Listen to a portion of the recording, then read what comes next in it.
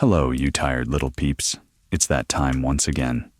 So let's snuggle up fast, because tonight we're traveling back in time to look at the meticulous, often misunderstood world of the physician and the quiet medical practices that attempted to bring order to the fragile human body in the heart of the empire.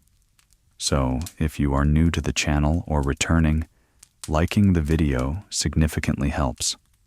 Also, please let me know where you're listening in from and what time it is for you.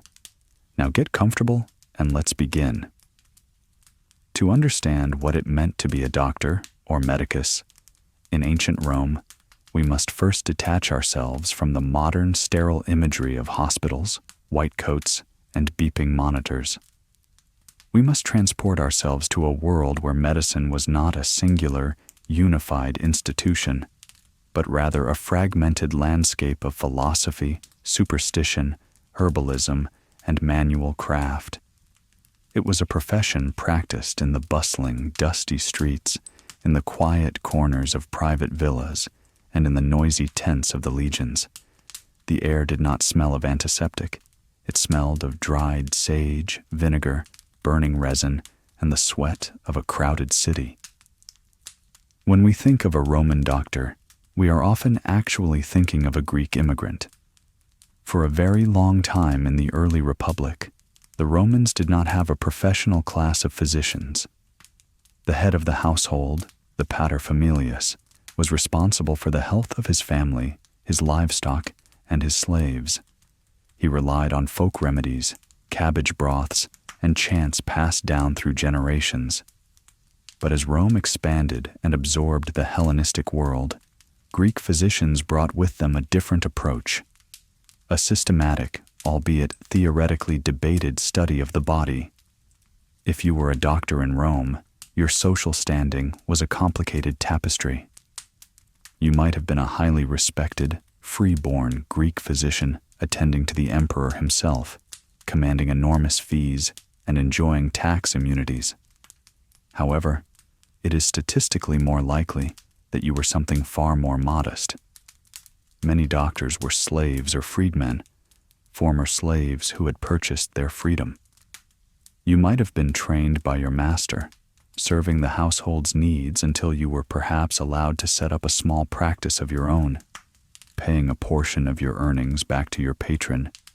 There was no central licensing board, no medical school diploma hanging on the wall to prove your competence. Anyone could call themselves a medicus. Your reputation was your only license. It was built slowly, patient by patient, cure by cure. If you were starting your day as a medicus in a busy neighborhood like the Subura, your clinic was likely a small shopfront, a taberna medica. Imagine the wooden shutters opening early in the morning. The light is gray and soft. You step out onto the stone pavement to sweep away the dust of the previous night.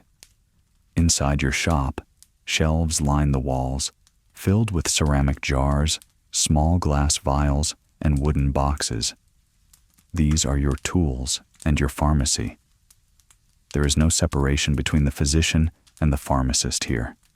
You must know your ingredients intimately.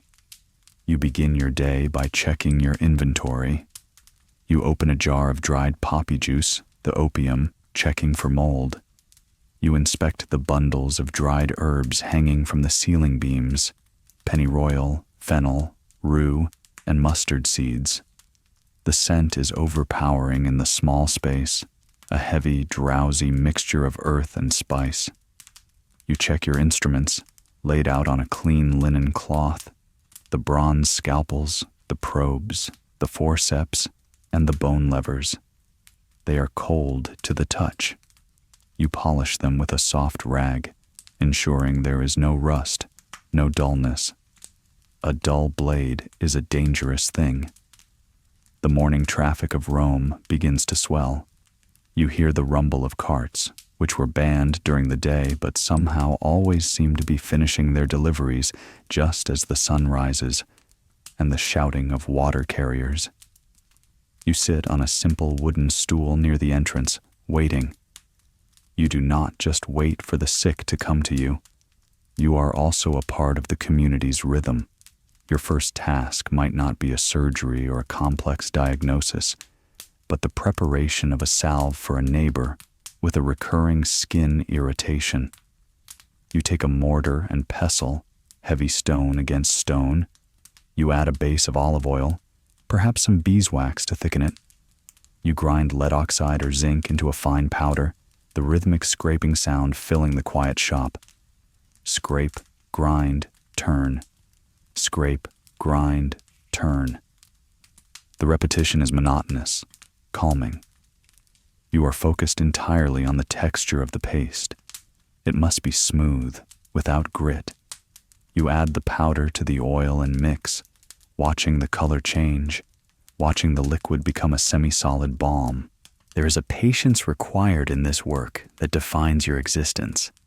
Unlike the swift violence of the gladiator or the urgent debates of the politician, your work is slow.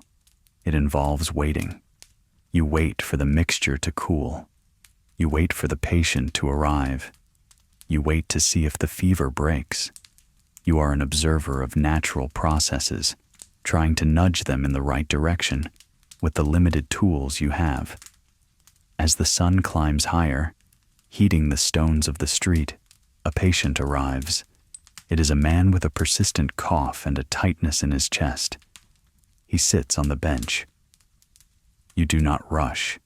You ask him questions. The Roman medical tradition, influenced heavily by Hippocratic methods, places immense importance on the history of the patient. You ask about his diet. Does he eat much garlic? Does he drink wine mixed with too much water or too little? How does he sleep? What is the quality of his dreams? You lean in to examine him.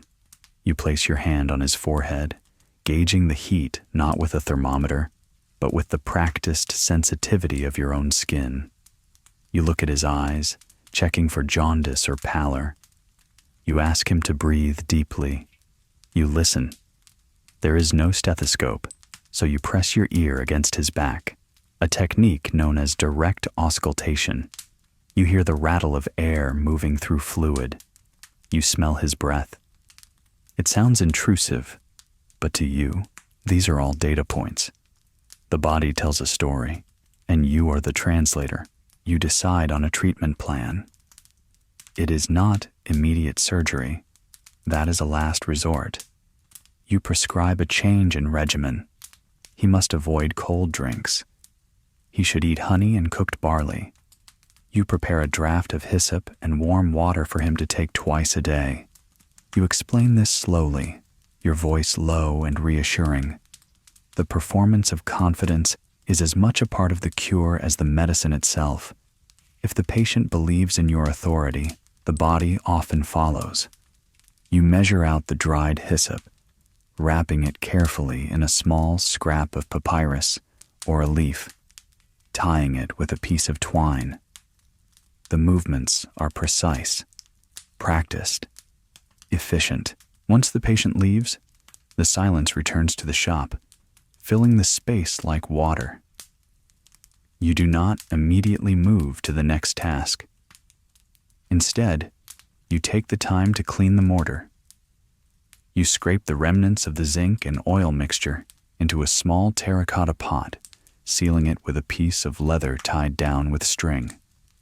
You wipe the stone bowl of the mortar with a damp cloth, circling the interior again and again until the gray residue is gone and the stone is dark and clean. The cleanliness of your tools is a matter of personal discipline, a way to impose order on a chaotic world. You return to your work table. The theory of the body that guides your hand, the map you use to navigate the wilderness of human sickness, is one of balance. As you sort through a basket of dried willow bark, snapping the brittle strips into smaller pieces, you contemplate the humors: blood, phlegm, yellow bile, black bile. In your mind, the body is not a machine of pumps and gears, but a container of fluids, ebbing and flowing like the tides of the Mediterranean. Health is eucrasia, a good mixture. Sickness is dyscrasia, a bad mixture, a disturbance in the equilibrium. The man with the cough had an excess of cold and moisture, a surplus of phlegm. That is why you prescribed the hyssop, which is warming and drying. It is a logic of opposites. You are constantly weighing these invisible qualities in your mind. Hot against cold, dry against wet. It is a mental geometry that overlays everything you see. The sunlight hitting the floor is dry and hot. The water in the basin is cold and wet. The stone of the wall is cold and dry. You exist in a perpetual state of categorization. A shadow falls across the threshold. It is a slave, wearing a tunic of decent quality, distinct from the rough wool of the street laborers. He carries a message. His master, a minor magistrate living 2 streets over on the lower slopes of the Esquiline Hill, requires attendance. This is the second pillar of your practice, the house call. While the shop serves the passers-by and the neighbors, the house calls provide a steady, reliable income, often paid in annual retainers rather than per visit. You stand up and move to the back of the shop to retrieve your traveling kit. It is a wooden box, bound in bronze, known as a theca vulneraria. You lift the lid. Inside, the compartments are tailored to fit your instruments perfectly. You check them again, a ritual of reassurance. You slot the bronze scalpel into its velvet-lined groove. You place the spicillum, a probe with a rounded end used for exploring wounds or mixing medicines, next to it. You pack a small box of bandages, linen strips that you have washed and boiled yourself, rolled tightly into cylinders. You select a few small vials of essential compounds, wine vinegar for cleaning, honey for sealing, and a small jar of pitch. You close the box. The latch clicks shut with a satisfying solid sound. You lock the shutters of your shop. The heavy wooden bar slides into place, securing your inventory from the street. You step out into the sunlight, the box heavy in your hand. Walking through Rome is a physical act of negotiation. The streets are narrow, a labyrinth of shade and light. The ground is paved with polygonal basalt stones, worn smooth by centuries of sandals and wagon wheels. You keep your eyes on the ground as you walk, navigating the refuse, the puddles of doubtful origin, and the uneven stones. The noise is a constant, low-frequency hum, the sound of 1,000,000 people living in close quarters. You pass a bakery, the smell of yeast and charred flour momentarily drowning out the smell of the drains. You pass a fuller's workshop, the acrid scent of urine and sulfur stinging your nose. You are invisible to most. You're just another man with a box weaving through the crowd. But you observe everyone. You see a woman walking with a limp, and you mentally trace the muscle group that is compensating. You see a beggar with lesions on his arm, and you catalog the type of infection, wondering if it is dry or weeping. You are never off duty. The city is a gallery of pathology. You reach the house of the magistrate. It is not a palace, but it is respectable. The entrance is flanked by 2 small shops that the owner rents out. You knock on the heavy door. A doorkeeper, the Aeonider, opens the peephole, sees your face, and unbolts the door. Stepping inside is like stepping into a different climate. The noise of the street is instantly cut off, replaced by the cool, echoing silence of the vestibule. The air is still here. It smells of beeswax polish and distant cooking. You are led into the atrium, the central hall. The light filters down from the compluvium, the square opening in the roof, illuminating the impluvium, the pool of rainwater in the center of the floor. The water is perfectly still, a dark mirror reflecting the square of blue sky above. You wait by a column. You do not sit unless invited. You are a craftsman, a service provider. The hierarchy is clear. You observe the frescoes on the walls, scenes of mythology, painted in reds and ochres. They are meant to impress, to convey culture. You look at them and wonder about the pigments used, about the lead and the mercury in the paint, and the slow poisoning of the artists who applied them. The slave returns and beckons you toward the tablinum, the study, or perhaps to a private bedroom, the cubiculum. Today, you are led to the garden peristyle at the back. The magistrate is reclining on a couch, reading a scroll. He looks up as you approach. He looks tired. His skin has a grayish cast. He complains of a heaviness in the stomach, a lethargy that makes his limbs feel like lead.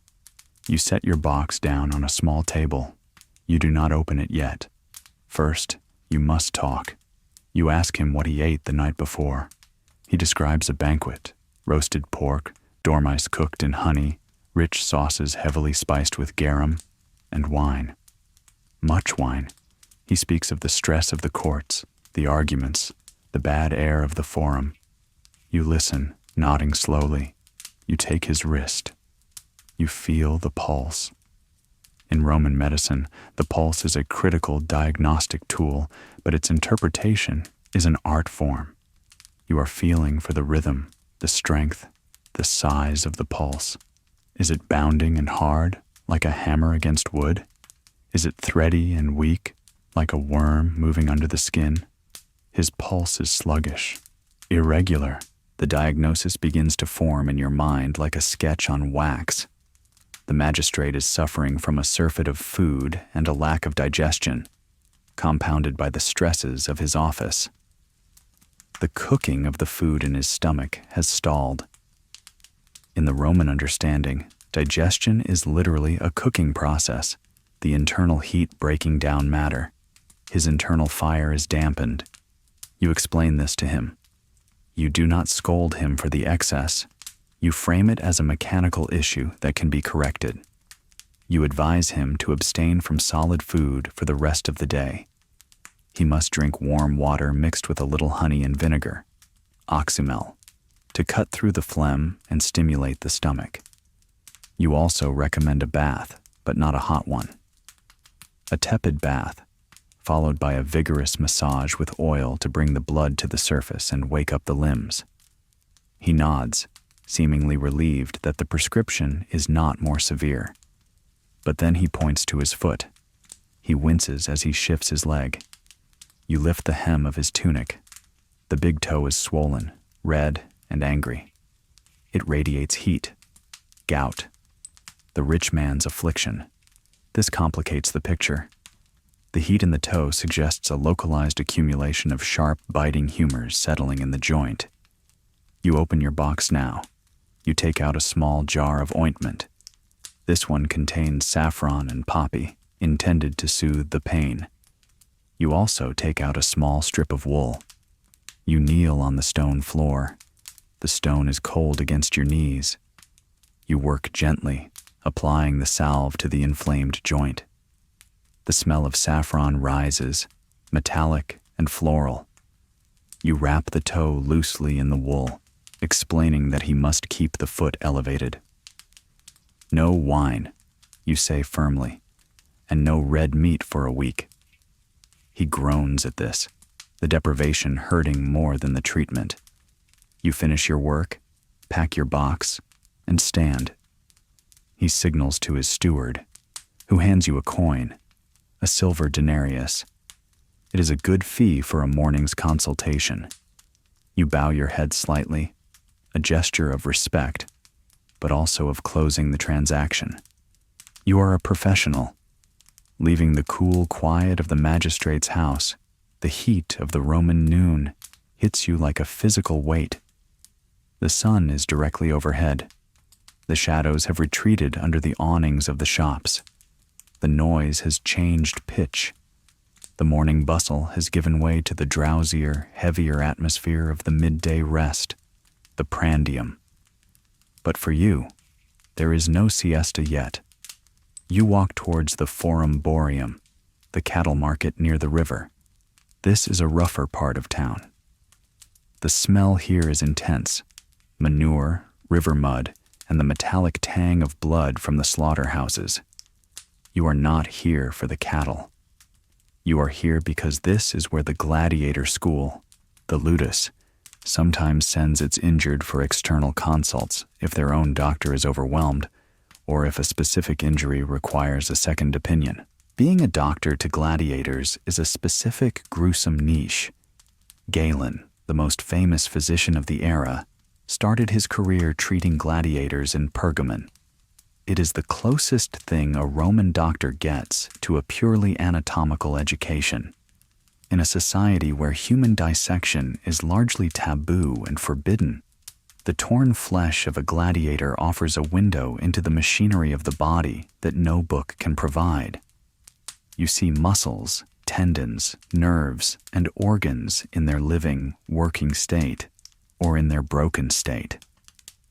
You arrive at a small annex building near the training grounds. The air here smells of sweat, old leather, and liniment oil.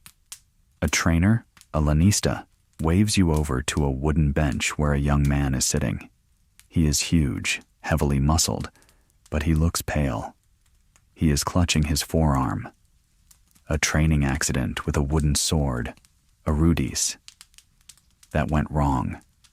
The wood splintered and pierced the arm. You approach him.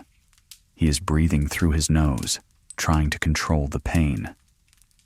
The discipline of the arena extends to the medical bench. You ask him to move his hand. The fingers curl, but slowly. The wood has gone deep. You can see the jagged end of the splinter protruding from the flexor muscles of the forearm. This requires surgery. It requires the cold steel. You set up your workspace on a nearby stool. You order a slave to bring boiling water and a clean basin. You take out your scalpel and your forceps. The forceps are toothed, designed to grip slippery objects. You wash your hands in the hot water, scrubbing them until the skin is red. Cleanliness is not about germs, you don't know about them, but about purity and removing foreign matter that causes rot. You look at the gladiator. This will hurt, you say. It is a redundant statement, but a necessary ritual. You do not have anesthesia in the modern sense. You have opium, but it is too slow for this. You have henbane, but it is dangerous. Sometimes you just have a leather strap for them to bite on. He nods and takes the strap. You clean the wound with vinegar. He flinches, the muscle jumping under the skin. You use the scalpel to widen the entry wound slightly. You need a clear path. The blood wells up, dark and rich. You sponge it away with a piece of linen. You must see what you are doing. You insert the probe, feeling for the foreign object. You feel the resistance of the wood against the bronze. You switch to the forceps. You slide them in, the metal clicking against the wood. You grip it. You need a steady hand now. If you pull too fast, the wood might break, leaving splinters deep inside that will fester and rot the arm. If you pull too slow, the pain will be unbearable. You find the rhythm. You pull with a steady, increasing tension. The wood slides out.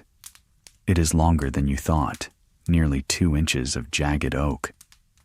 Blood follows it freely now. The gladiator lets out a low, guttural sound through his teeth, his entire body rigid as stone. The extraction is done, but the work is not. The wound is deep and gaping. In Roman surgery, you do not rush to stitch every wound closed. To seal a dirty wound is to trap the corruption inside. You must decide, stitch or pack. The bleeding is steady but venous, not the bright spurting arterial blood that signals death. You decide to leave it partially open to drain. You take a mixture of honey and myrrh. Honey is the universal salve. It keeps the air out but doesn't rot. It seems to stop the flesh from dying. You pack the wound with lint soaked in this sticky, golden mixture. The gladiator watches you, sweat dripping from his forehead, his chest heaving. He is observing his own repair with a detached curiosity. You bandage the arm tightly, wrapping the linen in a spiral pattern, crossing over the joint to immobilize it. Do not use this arm, you tell him. If it swells, if it turns red and hot, you send for me. If you smell rot, you send for me. He nods, spitting out the leather strap. He looks exhausted, drained by the adrenaline dump. You pack your tools. The forceps and scalpel are bloody. You wipe them on a rag, but they will need a thorough cleaning with sand and oil when you get back to the shop. You wash your hands again in the basin, the water turning pink. You leave the training grounds. The afternoon is wearing on.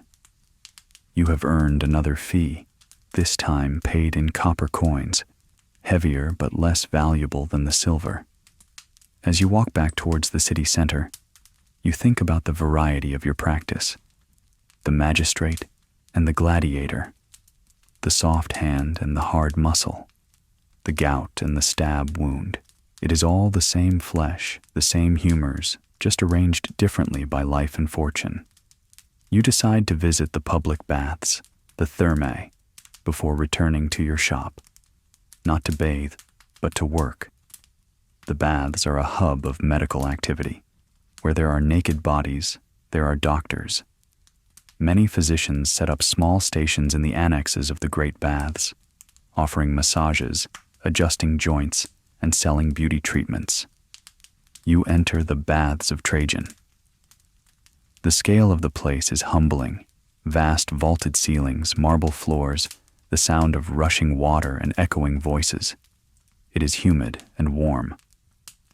You find a spot near the palaestra, the exercise yard. You do not have a formal booth here, but you are known. You sit on a stone bench. People approach you. This is the retail side of medicine. A man shows you a patch of ringworm on his shoulder. You sell him a small pot of sulfur ointment. A woman asks for something to remove hair. You offer a depilatory paste made of orpiment and lime, caustic stuff that must be used carefully. You give her strict instructions. Leave it on only as long as it takes to say the alphabet 3 times, then wash it off with vinegar water. You also act as a sort of cosmetic surgeon. A man comes to you with a scar on his cheek that he wants reduced. It is an old scar, raised and ugly. You examine it. You tell him you can try to smooth it. You take out a pumice stone, a fine volcanic rock. You gently abrade the scar tissue. It is a crude dermabrasion. You rub the skin until it is raw, then apply a soothing oil of rose petals. It is a slow, painful process that will take weeks of repeated treatments. He pays you up front. Vanity is a reliable paymaster. The baths are also a place to hear news. You listen to the gossip. There is talk of a plague in the east, brought back by the legions. This is the doctor's nightmare. A pestis, when the air itself becomes poisonous. You listen for descriptions of the symptoms: swellings, black pustules, coughing blood. So far, it is just rumors. But you make a mental note to check your stock of theriac. Theriac is the ultimate medicine, the great antidote. It is a compound of dozens of ingredients: opium, viper flesh, spices, herbs, honey, aged for years. It is expensive. It is said to cure everything from snakebite to the plague. You have a small jar of it in your shop, imported from Alexandria. It is your insurance policy. As the afternoon light begins to fade, turning the marble of the baths to a soft gold, you pack up again. You are tired. Your back aches from stooping over patients. Your hands smell of sulfur and rose oil. You head back to your shop in the Subura. The streets are filling up again for the evening rush. The carts are starting to roll. The noise is rising. You unlock your door. The shop is dark and cool. The smell of herbs welcomes you back like an old friend. You light a small oil lamp. The flame flickers. casting long shadows against the shelves. You have one more task before you can rest. You must prepare the medicines for tomorrow. You need to make pills. Pastilli. You take a mixture of dried herbs, let's say celery seed and fennel for gas, and grind them into a powder. You mix the powder with a little water and gum tragacanth to make a dough. You roll the dough into long snakes on your marble slab. Then you cut the snakes into small, uniform pieces. You roll each piece into a ball between your thumb and forefinger. It is meditative work. Roll, cut, shape. Roll, cut, shape. You place the little balls on a tray to dry. In a world without blister packs or standardized dosages, this manual consistency is the only quality control you have. You try to make each pill exactly the size of a peppercorn. Outside, the city is changing gears. The shouting of the day traders is replaced by the sounds of the night, revelers, arguments, the barking of dogs. You are safe inside your shop, surrounded by your jars. You hear a knocking at the door, not the polite knock of a customer, but a frantic, heavy pounding. You hesitate for a moment. The door is barred. The night in Rome is dangerous. There is no street lighting, no police force to call. A frantic knock could be a desperate father, or it could be a ruse by thieves. You move close to the heavy wood and call out, asking who is there. A voice answers, breathless and cracking. It is a woman's voice. She claims her child has swallowed a coin and is choking. The urgency in her tone cuts through your caution. You unbar the door. A woman stands there, her face streaked with tears, clutching a shawl around her shoulders. She lives in the Insula, the apartment block, just across the street, on the 4th floor. You do not need your full kit for this. You grab a specific instrument, a long, thin pair of forceps with a curved tip and a small sponge attached to a stick. You follow her. The stairwell of the Insula is dark, smelling of old cooking grease and urine. You climb up the steep wooden steps. The higher you go, the poorer the tenants. The 4th floor is cramped, hot, and crowded. You enter a small room. A child, perhaps 4 years old, is being held by a neighbor.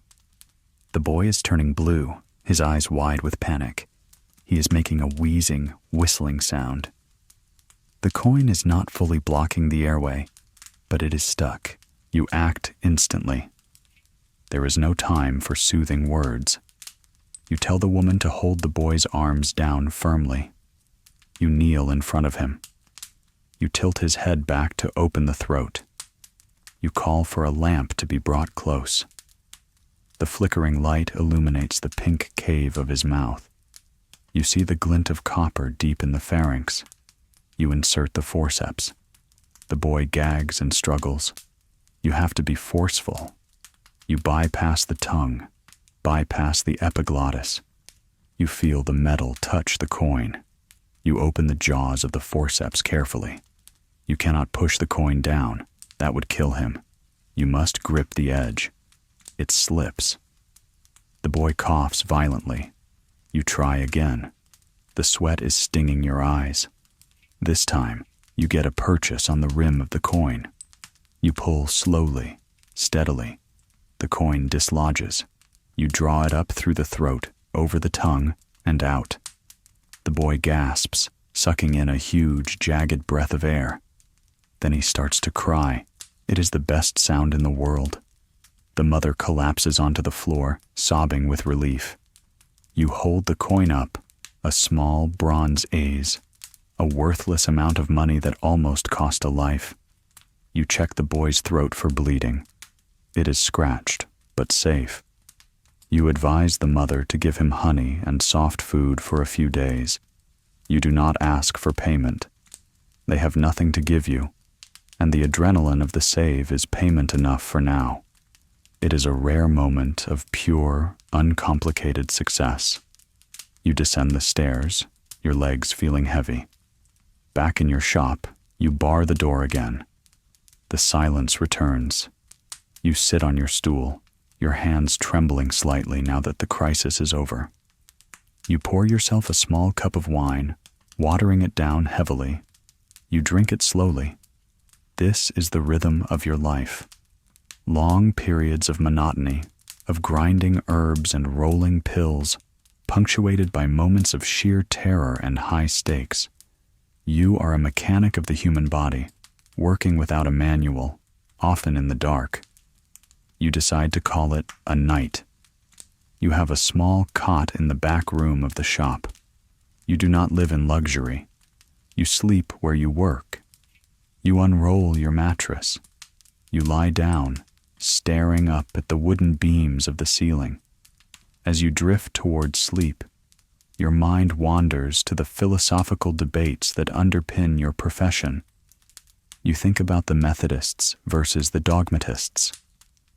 The dogmatists believe you must understand the hidden causes of disease, the atoms, the pores, the humors. They believe in theory. The Methodists believe theory is useless. You only need to look at the visible symptoms and treat them. Is the body constructed or relaxed? Is it tight or loose? You tend to side with the empiricists, observation and experience.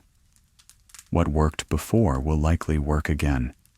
You trust your notebook of cases more than the high-flown rhetoric of the philosophers. You trust the feel of the pulse, the smell of the wound, the look in the patient's eye. The next morning starts differently. Today is a market day, the Nundanai. The city will be even more chaotic than usual. Farmers from the countryside will flood the city with produce, and with them come the rural sick, those who have no access to a town doctor and have saved their ailments for their trip to the city. You open your shop. The light is bright. You set out a display on a small table in front of your door. You put out jars of your most popular remedies, eye salves, very common in dusty Rome, cough syrups, and bandages. You are not just a doctor, you are a merchant. You must attract customers. A farmer approaches. He is rough-skinned, sun-baked. He holds out a hand that is swollen and red. He was bitten by a dog 3 days ago. The wound is angry. He put a poultice of cow dung on it, a common folk remedy. You sigh internally.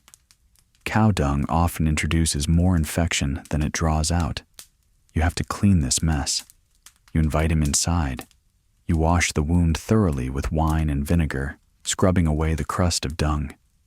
The man grunts, but doesn't complain. Roman farmers are tough.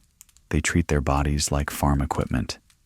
You see that the infection is spreading up the arm. There are red streaks. This is dangerous. You need something stronger than honey. You decide to use a cautery. Fire. You heat a small iron rod in a brazier of coals until it glows cherry red. You explain to the farmer what you must do. We must burn the poison out, you say. He nods, gripping the edge of the table. You take the iron. The heat radiating from it is intense. You press it to the bite marks. The sound is a sharp hiss. The smell of burning flesh fills the small shop instantly, a smell you never quite get used to. The farmer shouts, a short, sharp bark of pain, then falls silent, breathing hard. You apply the iron twice more, sealing the wound, killing the bad flesh. You then dress the burn with a soothing salve of egg whites and rose oil. Keep it clean, you say, knowing he probably won't. Come back in 3 days. He pays you with a small sack of lentils and a few copper coins. Barter is common with the country folk. You accept the lentils. They will be your dinner for the week. After the farmer leaves, you sprinkle some dried sage on the brazier to mask the smell of the cauterization. The smoke drifts through the shop, cleansing the air. You wipe down the table again. In this profession, You are always cleaning, always resetting the stage for the next act of the body's drama. The next patient represents a very specific and common misery in Rome: eye trouble. In a city of unpaved streets, constant construction, and smoke from thousands of fires, the air is thick with irritants. Lipitudo, a general term for inflammation, weeping, and crusting of the eyes, is an epidemic. You see it in senators and slaves alike. A man enters, squinting against the light. He is a clerk, a copyist who spends his days hunching over scrolls in dim light. His eyes are swollen, red-rimmed, and sensitive. He tells you he feels as though there is sand under his eyelids. He cannot work. And if he cannot work, he cannot eat. You specialize in this. In fact, many doctors in Rome brand themselves specifically as oculists. You invite him to sit on the stool, facing away from the open door to avoid the glare. You take a clean linen cloth and gently wipe the crust from his lashes. You need to see the sclera, the white of the eye. It is injected with blood, pink and angry. You reach for a small, rectangular stone box on your shelf. Inside are your collyria. These are not liquid drops, but solid sticks of medicine, looking somewhat like small crayons or stamps. You made them yourself weeks ago. The process is precise. You mixed zinc oxide, saffron, myrrh, and gum into a paste, rolled them into stamps, and impressed them with your personal seal before letting them dry hard. You select a specific stick stamped with the inscription, the diasmerns of your name, for old scars and running eyes. The stamp is your guarantee, your brand. Archaeologists, thousands of years later, will find these stone stamps and know that you existed and that you treated eyes. To use the medicine, you must reconstitute it.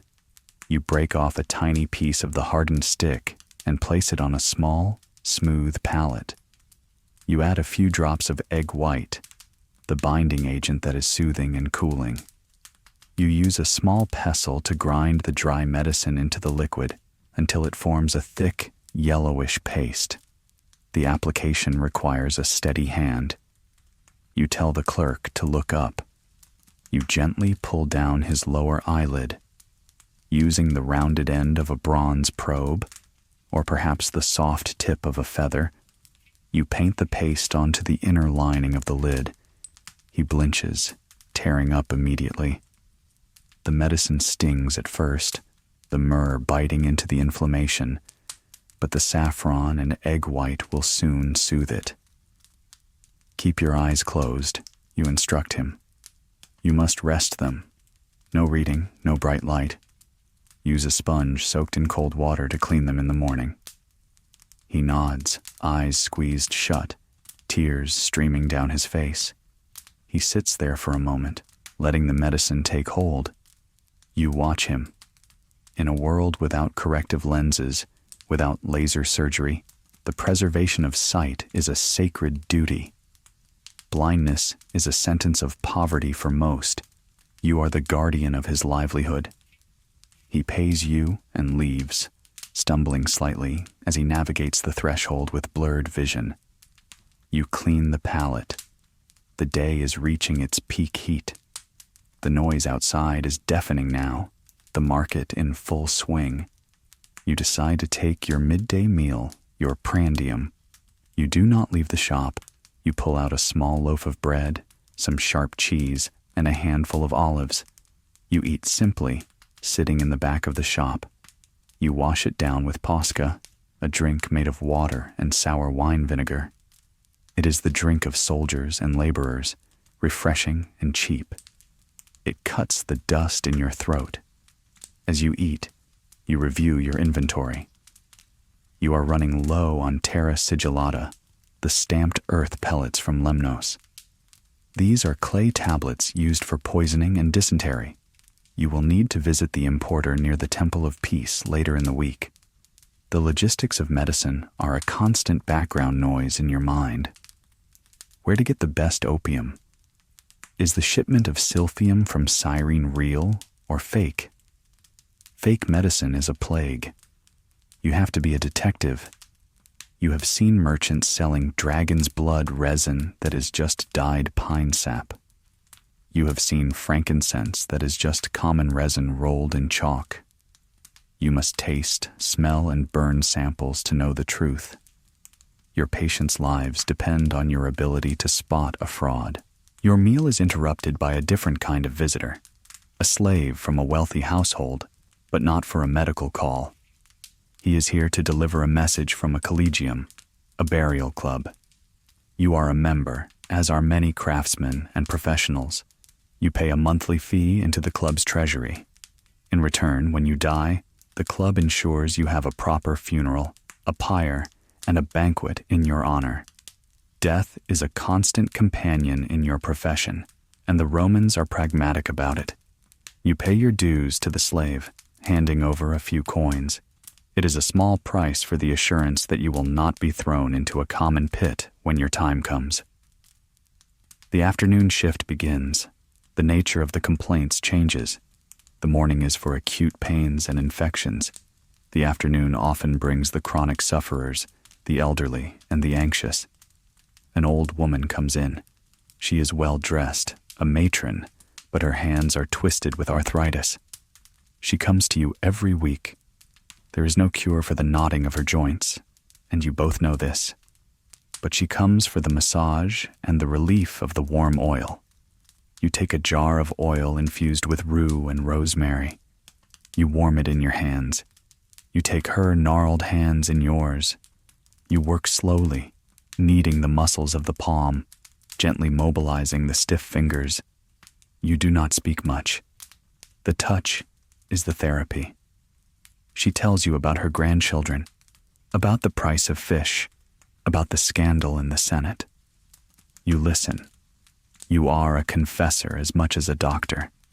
The laying on of hands provides a comfort that goes beyond the pharmacological. You feel the tension leave her arms. You are providing palliative care, managing decline. She sighs, a sound of temporary relief. You have good hands, she tells you. It is the highest compliment. After the matron leaves, the atmosphere in the shop shifts again. The sun is beginning to dip, casting long, golden fingers of light across the dusty floor. It is the time of day when shadows lengthen, and the mood of the city turns from industrious to indulgent. But for you, the work is never quite done. A young man enters, looking sheepish. He glances around to make sure the shop is empty before stepping fully inside. He is dressed in a tunic that is slightly too short, the mark of someone who follows the latest, perhaps slightly scandalous fashion. He approaches your desk and lowers his voice. He has a private problem. In Rome, sexual health is a straightforward, if sometimes embarrassing matter. There is no Victorian prudishness here, but there is a desire for discretion. He describes a burning sensation, a discharge. You recognize the symptoms immediately. It is likely gonorrhea or a similar urethritis. You do not judge him. You are a mechanic, remember? You ask him about his recent partners. He mutters about a night in a brothel near the Circus Maximus. You nod. It is a common story. Your treatment is twofold. First, dietary restrictions. No spicy foods, no wine, no hot baths, you recite. Heat aggravates the condition. Second, a local application. You prepare a lead-based injection using a small syringe-like instrument called a clister. It is uncomfortable, invasive, and slightly toxic, but lead is considered cooling and astringent. It dries up the flow. You hand him a small vial of the solution and explain how to use it. You also give him a diuretic tea made from parsley and cucumber seeds to flush the system. He pays quickly, eager to leave the scene of his confession. He drops the coins on the table and practically runs out the door. As you clean up the lead residue, washing your hands thoroughly, for you know lead is dangerous even if you don't understand the full chemistry. You think about the vast array of human folly you encounter. Gluttony, violence, lust. Your profession exists in the wake of these impulses. The sun is lower now. It is time to visit the valetudinarium. This is not a public hospital. Those don't exist yet for civilians. This is a private infirmary on the estate of a very wealthy patron, perhaps a senator or a rich equestrian. Large households with hundreds of slaves often have their own internal hospitals to keep their workforce healthy. You are on a retainer to supervise this facility. You lock up the shop again. The walk is longer this time, up towards the quieter, greener slopes of the Calian Hill. The air is better here, cleaner. You arrive at the villa's service entrance. The valetudinarium is a series of small, clean rooms arranged around a courtyard. It is simple, but functional. Here, the patients are assets. A sick slave is a loss of productivity. You walk the rows of cots. The steward of the infirmary, a slave himself named Felix, walks with you. He is your eyes and ears when you are not there. How is the cook? You ask. The fever has broken, Felix reports. He is drinking broth. You nod. You move to the next cot. A young girl, a weaver, with a crushed finger from a loom accident. You check the splint. It is holding. The swelling is down. You instruct Felix to change the dressing tomorrow using clean wool and wine. Then, a more serious case. A field hand brought in from one of the master's country estates. He has the shaking sickness, malaria. This is the scourge of Rome, the curse of the Pontine marshes. The man is shivering violently, his teeth chattering, yet his skin is burning hot. There is no cure for this. Quinine is centuries away, locked in the bark of a tree in a continent you don't know exists. You can only manage the symptoms. You prescribe a decoction of wormwood. It is bitter and strong, and sometimes it helps. You order him to be kept warm during the chills and sponged with cool vinegar during the fever. You look at his sunken eyes. You know the prognosis is poor. The bad air, the malaria, has taken hold. You finish your rounds. The efficiency of the valetudinarium is a stark contrast to the chaos of the street. Here, there is order, logs are kept, diets are strictly enforced. It is a glimpse of what organized medicine could be. Leaving the villa, you are invited to the kitchen for a meal. It is part of your payment. You sit at a wooden table with the upper servants. They respect you. You are a man of learning, a man who can read the secrets of the body. You eat well tonight. Lentil stew with bacon, fresh bread, and a cup of decent wine. The conversation turns to the games. A famous charioteer was injured yesterday. Everyone wants your opinion. Will he race again? They ask. You shrug. If the bone is set well, perhaps. But the nerve? If the nerve is cut, the hand is dead. They listen, fascinated by the fragility of their heroes.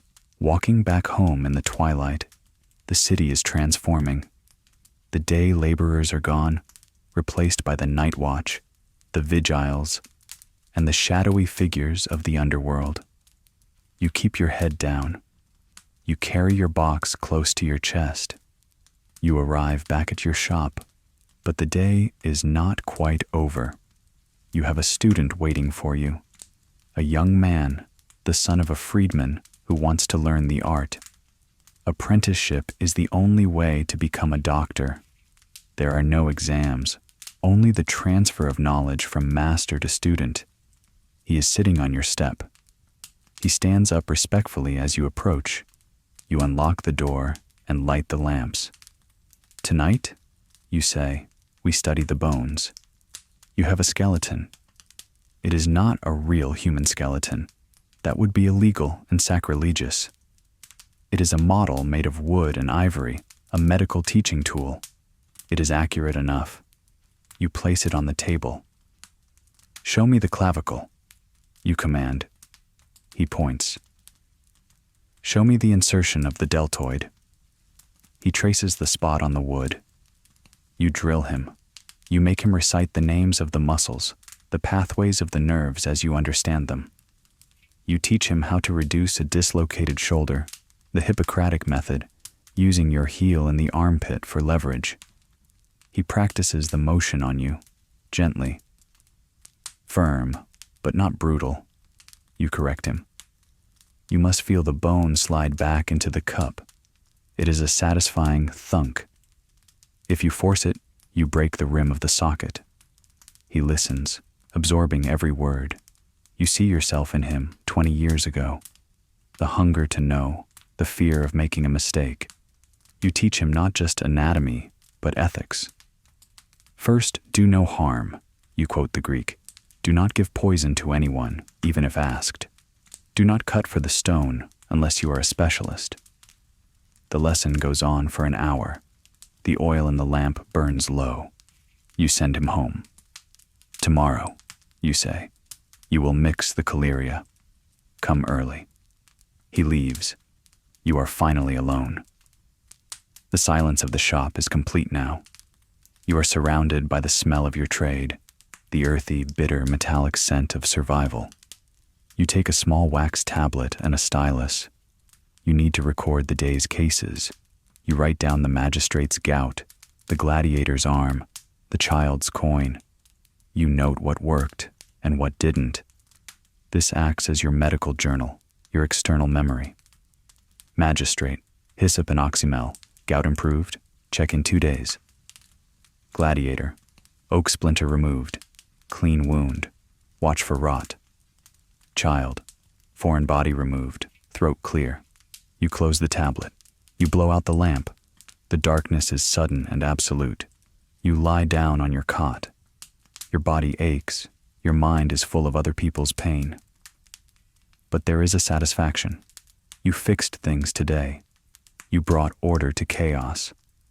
The night passes peacefully, which is a mercy. No desperate knocks. No shouting in the street. You wake before dawn, the habit of years. The air in the shop is cold. Rome in the early morning has a chill that seeps into the bones. You wrap your cloak around yourself and light the small brazier to heat some water. Today is different. Today, you are not just a healer, you are a witness.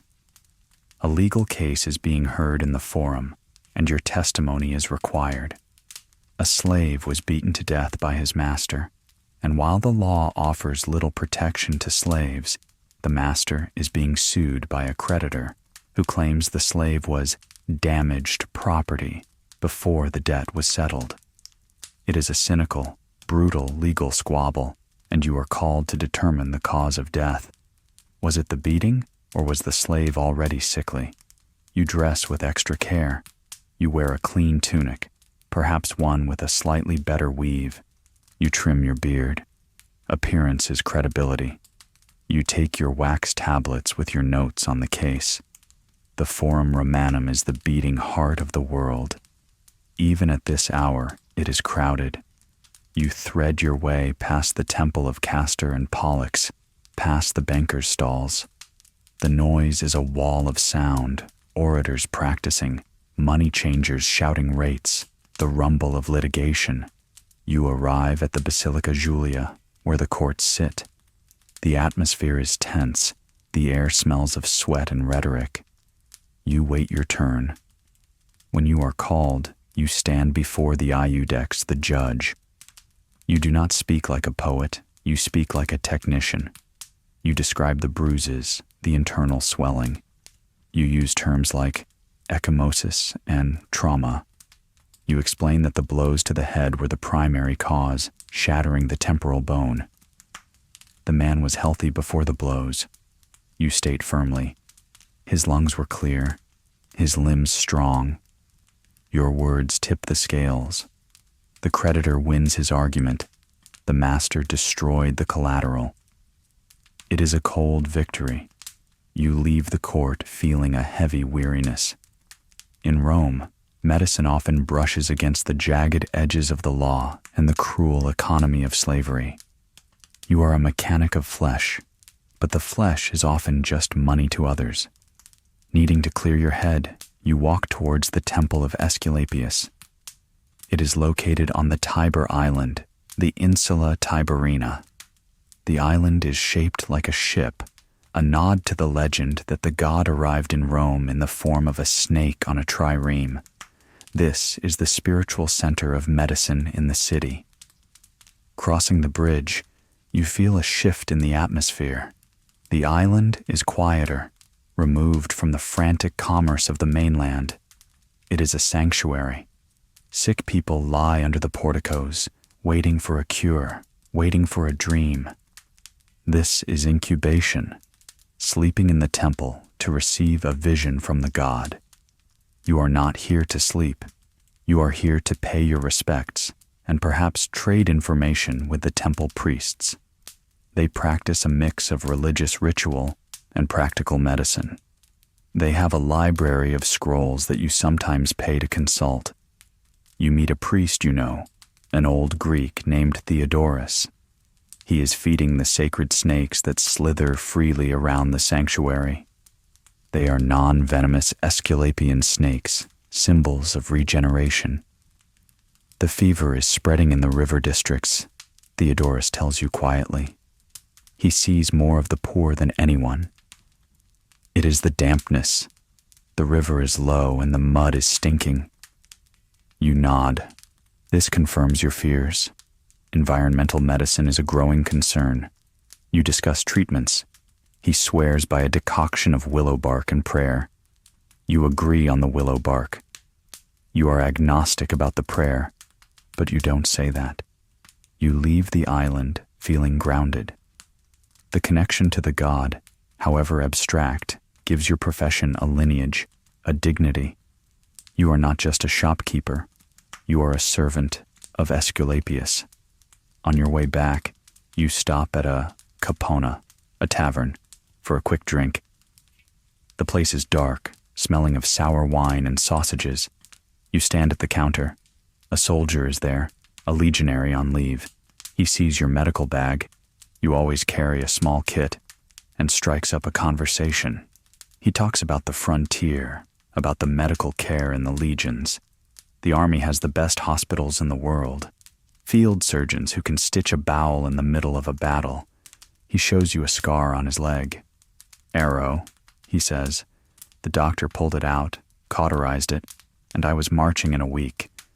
You admire the scar. It is clean work, no puckering. Good hands, you say. The best, he agrees. Better than the butchers here in the city. You smile.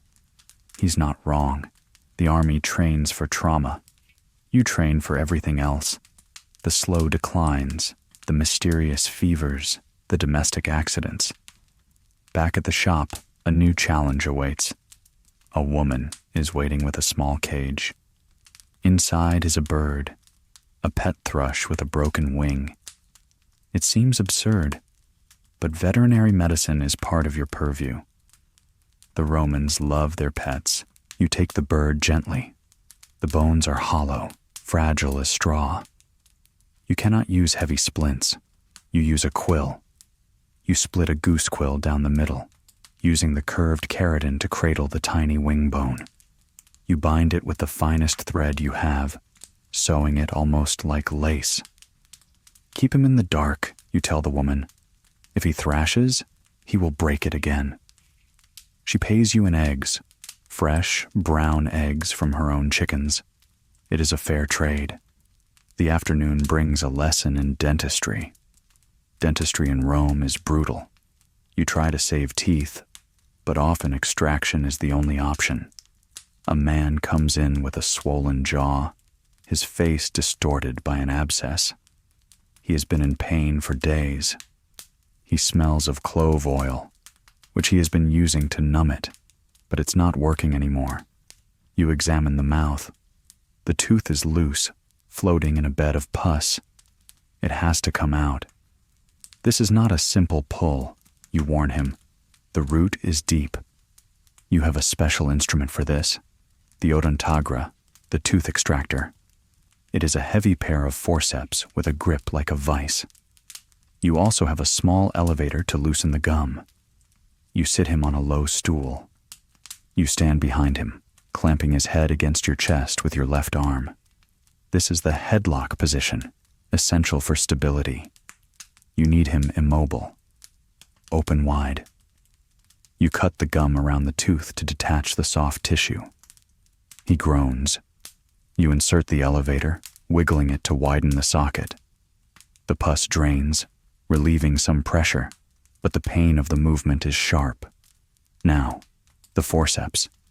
You clamp them onto the tooth, as low down as possible, trying to grip the root, not the crown.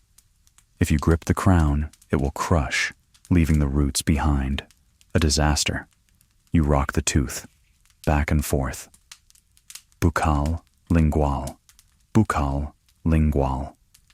You feel the periodontal ligaments tearing. It is a gritty sensation transmitted through the metal handles. With a final, strong twist and pull, the tooth comes free. Blood follows, but the man slumps in relief. The throbbing pressure is gone. You give him a cup of vinegar and salt to rinse his mouth. You pack the socket with a piece of linen soaked in honey and crushed gall nuts to stop the bleeding. Do not rinse forcefully, you say. Let the clot form. If you lose the clot, the pain will be worse than the tooth. He nods, holding his jaw. He pays you and leaves, spitting pink saliva into the gutter. You clean the forceps. You look at the extracted tooth. It is black with decay.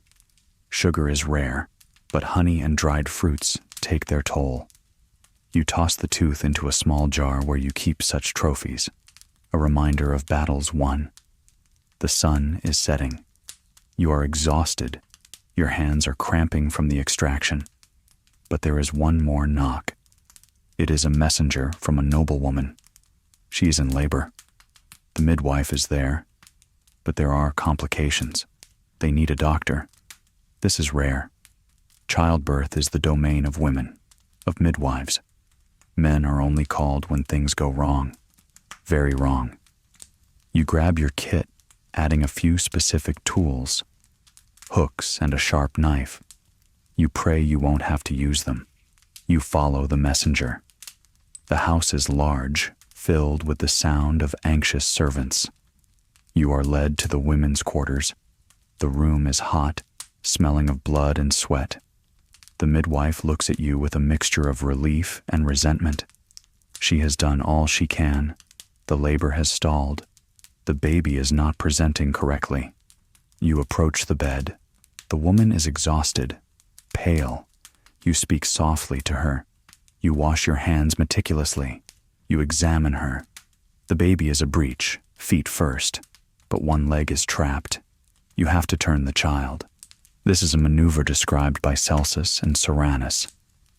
Podolic version. You reach in. It is tight, difficult work. You have to find the baby's feet, grasp them, and gently rotate the body within the womb. You close your eyes, visualizing the position of the infant. You are working by touch alone. You feel a small foot. You manipulate it.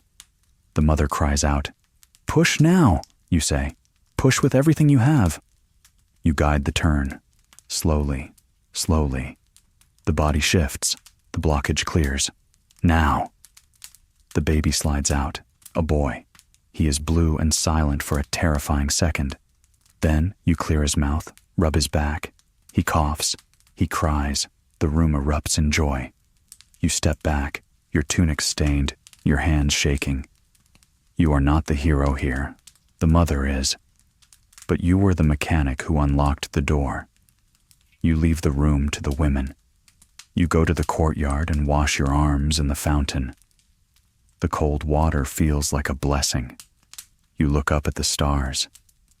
It has been a long day.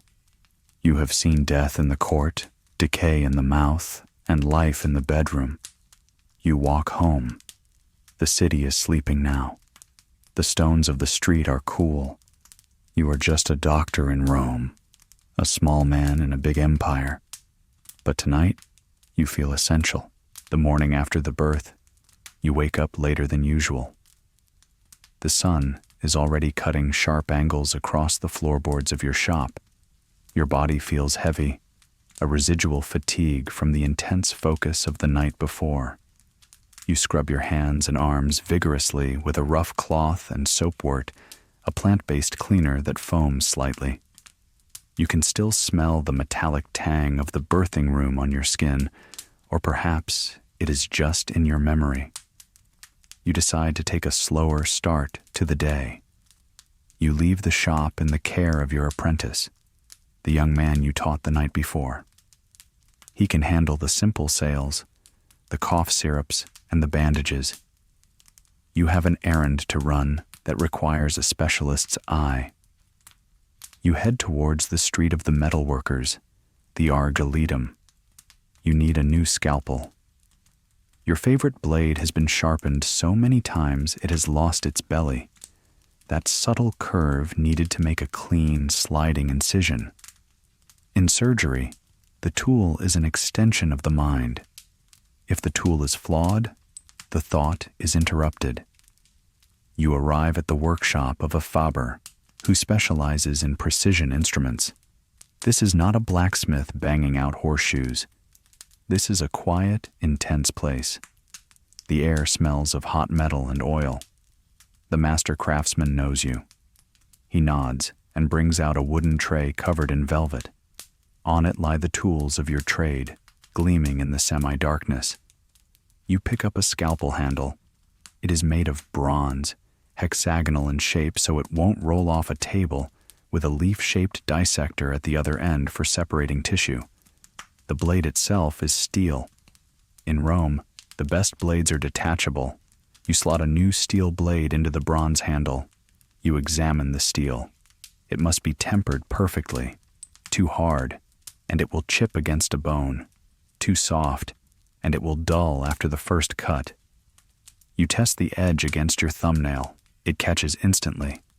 You select 3 new blades and a pair of fine-point forceps.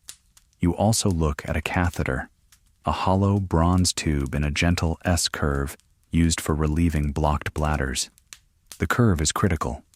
It must match the male anatomy perfectly, or it will cause ruinous damage. You admire the craftsmanship. It is smooth as glass. You pay the smith. These are expensive items, investments in your future successes. Walking back, you stop at a bibliotheca, a library attached to the Temple of Peace. You need to check a reference. You don't own many scrolls. They are prohibitively expensive, so you must memorize or consult public copies. You ask the librarian for a scroll by Celsus, specifically the section on dietetics. You find a quiet corner. The scroll is papyrus, dry and brittle. You unroll it carefully, holding the wooden bosses at the ends. You read the columns of text written in black ink. You are looking for specific advice on thickening the blood. You have a patient later today, a wealthy merchant who suffers from frequent nosebleeds and bruising. The text advises a diet of binding foods, lentils, heavy breads, hard-boiled eggs, and austere wine. It warns against loosening foods like figs, fish, and olive oil. You memorize the list. Medical knowledge in Rome is a constant dialogue between the past authorities and your present experience. You trust Celsus, but you will modify his advice based on what you know of the merchant's lifestyle. You return to your shop just before noon. The apprentice has sold 2 pots of salve and cleaned the floor. You nod your approval. Your afternoon is blocked out for a single, lengthy consultation. This is the luxury side of your practice. The patient is a senator's wife, a woman of immense wealth and immense anxiety. She is a hypochondriac, though you would never use that word to her face. She believes she is constantly on the verge of a fatal imbalance. You arrive at her villa. It is opulent. You are ushered into a private garden where she reclines on a couch, fanned by a slave. She looks perfectly healthy, perhaps a little soft from lack of exertion. She complains of a fluttering in her chest and a sadness of the spirit. You sit and listen. Listening is 90% of the cure for her. She describes her symptoms in poetic detail. You take her pulse. It is steady and strong. You look at her tongue. It is pink and clean. You diagnose her with melancholic vapors arising from a lack of motion. The prescription is a strict regimen of daily life. This is regimen, the crown jewel of Roman medicine. It is not about pills. It is about how to live. You must rise at the second hour. You tell her, your voice authoritative. You must take a walk in the peristyle, exactly 1,000 paces, not leisurely, but enough to deepen the breath. You dictate her menu. For breakfast, bread dipped in dilute wine. For lunch, cold pork and bitter greens, endive or lettuce to cool the blood. No sweet cakes, no heavy sauces. You also prescribe passive exercise. She is to be rocked in a litter or a suspended chair. The gentle motion is thought to rearrange the humors without exhausting the body. And finally, you prescribe a change of air. You suggest she visit her villa on the coast nearby. The sea air is scouring and purifying. She listens raptly. She feels cared for. She feels that her invisible ailments have been given a name and a plan. She pays you an exorbitant fee, far more than the farmer or the gladiator. You accept it without guilt. This fee subsidizes the free work you did for the choking child. It is the economy of care. Leaving her villa, you feel the contrast of the city acutely. You step from perfumed gardens back into the reeking streets. You see a beggar with a twisted leg and know you can do nothing for him because he cannot pay for the regimen that would help him. It is a hard truth. Back at the shop, you prepare for a procedure you have scheduled for tomorrow. It is a serious one. Couching a cataract. Cataracts are common. The lens of the eye becomes cloudy, turning the world milky and dim until the patient is blind.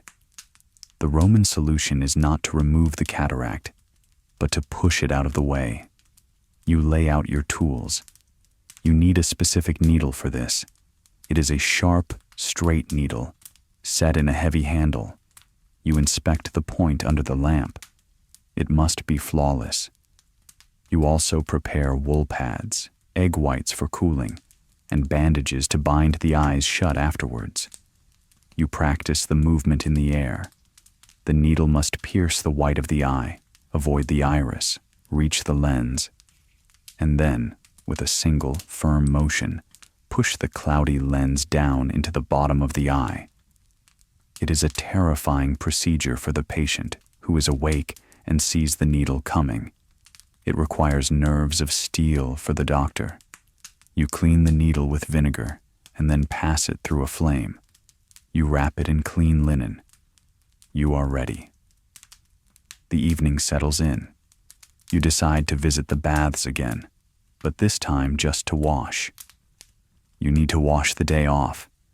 You go to the tepidarium, the warm room. You sit on the marble bench, letting the heat soak into your muscles. You close your eyes. You hear two men talking next to you. They are discussing a famous orator who died yesterday.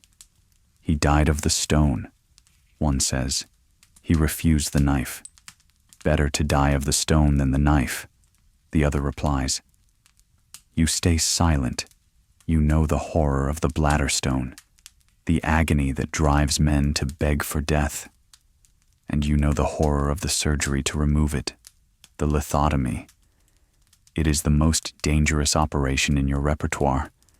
You only do it when there is no other choice. It is a grim reminder of the limits of your art. You leave the baths, feeling clean but somber. You buy a hot sausage from a street vendor for your dinner. You eat it walking home, careful not to drip grease on your tunic. When you return to the shop, you find a small gift left on the step, a basket of figs. There is no note, but you recognize the weaving of the basket. It is from the mother of the child who swallowed the coin. You smile.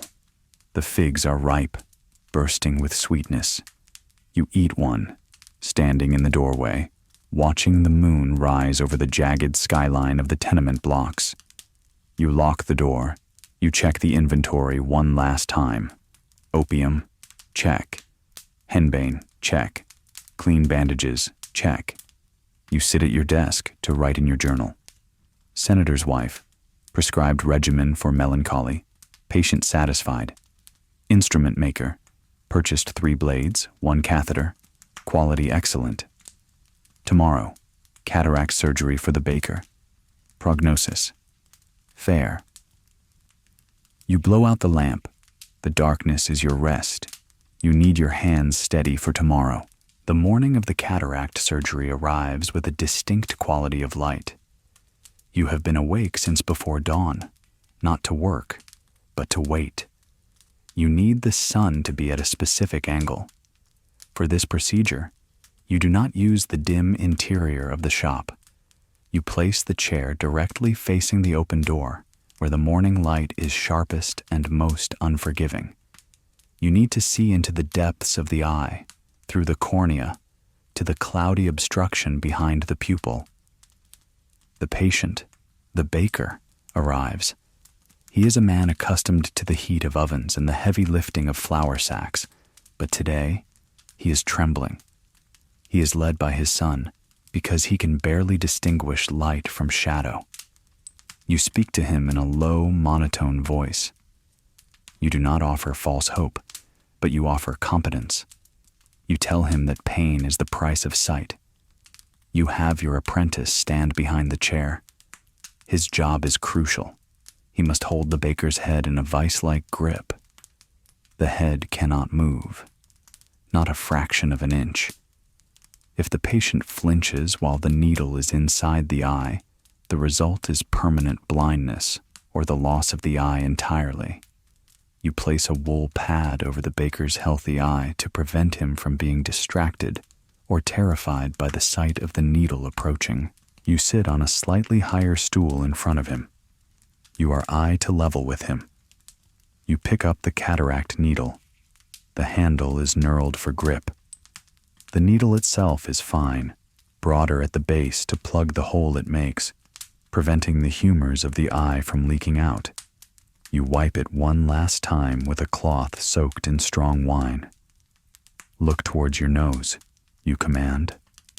You steady your hand by resting your wrist against his cheek. You find the spot, the pars plana, just to the side of the iris and the white of the eye. You press. The sclera is tough. It resists. You apply steady pressure until you feel the sudden pop of entry. The baker gasps, his knuckles white on the arms of the chair, but the apprentice holds him fast. Now the needle is inside. You can see it through the pupil, a silver shadow behind the black. You maneuver it carefully, avoiding the iris, which bleeds easily. You locate the cataract, the hard, cloudy lens. This is the moment of truth. You must depress it. You place the point of the needle on the top of the lens and push. Down and back, down and back. It resists, then gives way. You push the cloudy lens down into the vitreous fluid at the bottom of the eye, out of the line of sight. You hold it there for a count of 10, waiting to see if it floats back up. It stays. The pupil, once milky, is now a deep, clear black. What do you see? You ask, still holding the needle inside. Light, he whispers. I see blue. You gently withdraw the needle. The hole seals itself. You immediately cover the eye with a pad of wool soaked in egg white and rose oil. You bind his head with a long strip of linen, wrapping it securely so that both eyes are covered. He must lie in darkness. He must not move his head suddenly. He must eat only liquid food to avoid chewing, which shakes the jaw and the eyes. Go home, you tell the son. Lay him on his back. Do not let him speak. I will come tomorrow to change the dressing. They leave. You sit on your stool, letting your breath out in a long, slow exhale. Your hand is still steady, but your shoulders ache from the tension. You clean the needle. You wipe the chair. You have restored a sense. It is a strange, godlike feeling that sits uneasily with your mundane surroundings. To bring yourself back to earth, you turn to the most grounding task in your repertoire, the preparation of theriac. Theriac is the great panacea, the universal antidote. It is the most complex, expensive, and time-consuming medicine in the Roman world. It was popularized by Nero's physician, Andromachus, and it is a logistical nightmare to create. It contains over 60 ingredients. You do not make the full batch often, perhaps once every few years, but you must constantly maintain the stocks of the individual components. Today, you are working on the base. The primary ingredient, the one that gives theriac its legendary power against poison, is the flesh of vipers. The logic is sympathetic magic refined into science. To fight poison, you must consume the source of poison, transmuted by fire and time. You have a jar of dried viper flesh. These were caught in the previous summer, killed, skinned, and the flesh boiled in dill water before being dried in the shade. Now, it looks like pieces of tough gray jerky. You place the flesh into your largest mortar. You begin to grind. This is not a quick process. The fibers are tough. You must reduce them to a fine, consistent powder. Pound, grind, turn. Pound, grind, turn. The rhythm hypnotizes you. As you work, you add the other dry ingredients, one by one, according to the strict order of the recipe. You add long pepper from India, costing a small fortune. You add cinnamon from the uttermost east, smelling of distant deserts. You add opium from Thebes, thick and dark. You add myrrh, frankincense, saffron, gentian root, gum arabic. The air in the shop becomes thick with dust, a spicy, pungent, slightly animalistic cloud. You breathe it in. It tastes of money and bitterness. This powder alone is worth more than your shop. Once the powder is fine enough, you will mix it with honey that has been despumated, heated and skimmed of all froth. But that is for another day. The theriac must be mixed and then left to ferment. It is like wine. It improves with age. A batch of theriac is not considered ready until it has sat in a lead vessel for at least 5 years. You are making medicine for the future, for patients you haven't met, for emperors who haven't been crowned yet. A shadow falls across your work table. It is a soldier, a centurion by the look of his greaves and the vine staff he carries. He is not here for himself, but for his men. He needs supplies for the upcoming campaign season. The legions have their own doctors, but they often supplement their stores from private merchants in the city. He hands you a list on a wax tablet. It is a military list, efficient, brutal, specific. 20 pounds of pitch for sealing wounds. 10 pounds of unwashed wool. The lanolin is healing. 5 jars of honey. Mustard seeds for blistering. You begin to weigh out the goods. The transaction is silent and professional. You weigh the wool on a large steel yard balance, adjusting the counterweight until the needle floats level. You pack the pitch in wooden tubs. You treat the soldier with deference. The army is the spine of the empire, and they understand the value of a good bandage. Where do you march? You ask, counting out the mustard seeds. North, he says. Dacia, It will be cold. You nod. You throw in a small bag of dried ginger. For the cold, you say. Boil it with the wine. It warms the blood. He nods his thanks, pays in heavy silver denarii, minted fresh, likely from the spoils of a previous war, and calls for his servants to carry the goods. The afternoon wears on. You decide to check on a patient who lives near the porticus of Livia. This is a chronic case, a man suffering from the sacred disease, epilepsy. The Romans view epilepsy with deep suspicion. It is often seen as a divine possession or a contagion. Many people will spit on their chests when they see an epileptic, a ritual to ward off the evil. You do not spit. You observe. The man is a scribe, intelligent but plagued by seizures that leave him exhausted and humiliated. He is currently in a lucid period. You sit with him in his small room. You check his diet. You have put him on a regimen that avoids strong flavors, goat meat, and wine. You believe the seizures are caused by a blockage of phlegm in the brain, preventing the pneuma, the vital spirit, from flowing.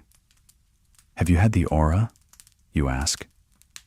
The aura is the warning sign, a smell, a flash of light, a feeling of dread that precedes the fit.